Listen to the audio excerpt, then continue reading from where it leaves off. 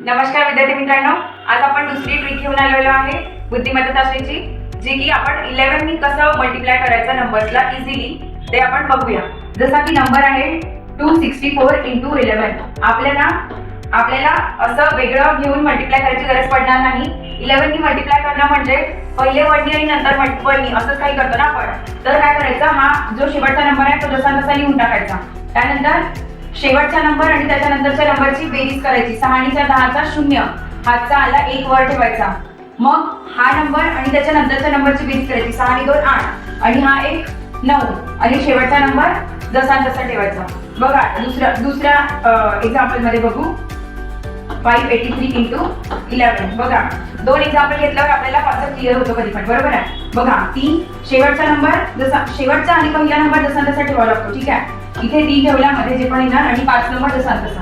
3 आणि 8 11 चा 1, हातचा आला 1, मग 8 आणि 5 13, 13 आणि हा 1 14, 14 चा 4, हातचा 1 आणि हा 5 होता, त्याच्यामध्ये 1 ऍड करू तर काय येणार 6413। ठीक आहे, ही होती आजची ट्रिक।